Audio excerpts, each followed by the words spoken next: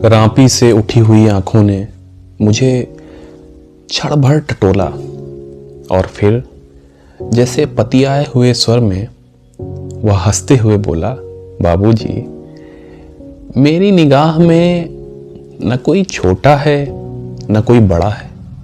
मेरे लिए हर आदमी एक जोड़ी जूता है जो मेरे सामने मरम्मत के लिए खड़ा है। और असल बात तो यह है कि वह चाहे जो है, जैसा है, जहां कहीं है, आजकल कोई आदमी जूते की नाप से बाहर नहीं है।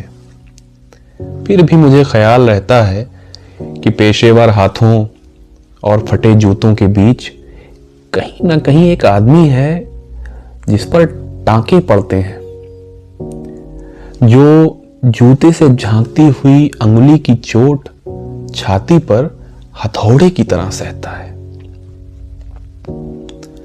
यहां तरह तरह के जूते आते हैं और आदमी की अलग अलग नवैयत बतलाते हैं। सबकी अपनी अपनी शक्ल है, अपनी अपनी शैली है।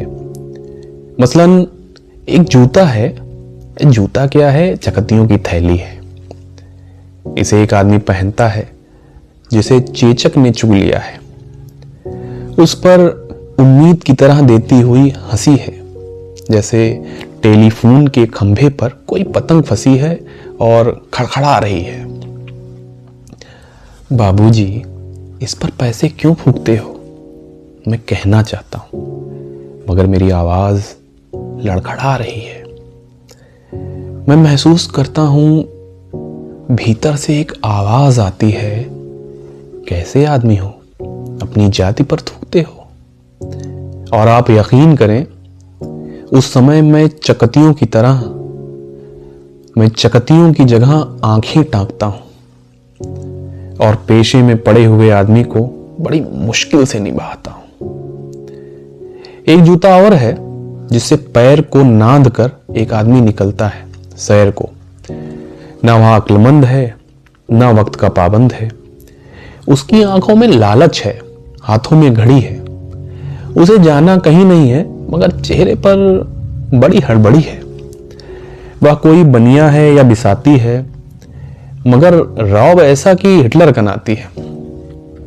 इसे बांधो, उसे काटो, हियां ठोको, हुआ पिटो, घिस्सा दो, ऐसा चमकाओ, जूते को ऐना बनाओ। उफ, बड़ी गर्मी है। रुमाल से हवा करता है, मौसम के नाम पर बिसूरता है। सड़क पर आतियों जातियों को बानर की तरह घूरता है। गरज यह कि घंटे भर खटवाता है, मगर नामा देते वक्त साफ नट जाता है। शरीफों को लूटते हो, वह गुर्राता है और कुछ सिक्के फेंक कर आगे बढ़ जाता है। अचानक चिहुक कर सड़क से उछलता है और पटरी पर चढ़ जाता है।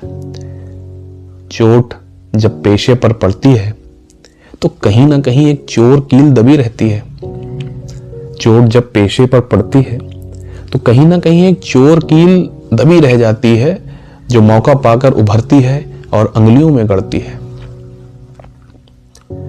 मगर इसका मतलब यह नहीं है कि मुझे कोई गलतफहमी है।